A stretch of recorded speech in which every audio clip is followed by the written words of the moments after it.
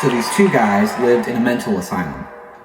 And they lived there for quite a while, just living their lives. But then one day they decided they didn't like living in an asylum anymore. So they decided to escape. And so they get up onto the roof, and, they're jumping from rooftop to rooftop. But then there was this one gap between buildings that was pretty big, a bit larger than the rest. But, the first guy, he was already across.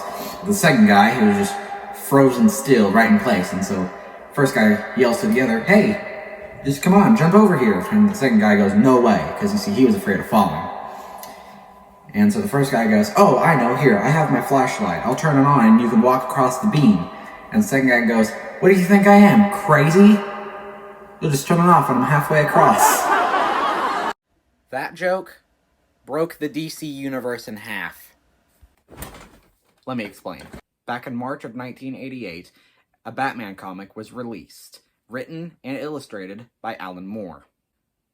Now, this comic does start off as just a Joker origin story, obviously without revealing who the Joker really is. And like with any other Joker origin story, it kind of shows how he became the Joker and what happened after he had his, quote, bad day. But at the end of the comic is when things really get interesting.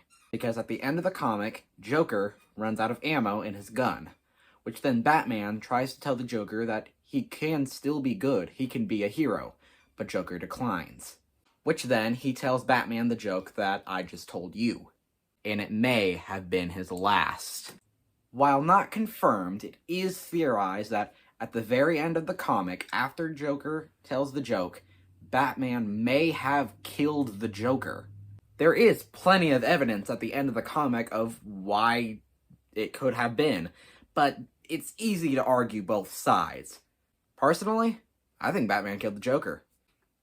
But I could also explain why Batman didn't kill the Joker. So, in other words, that is how one joke broke the DC universe in half.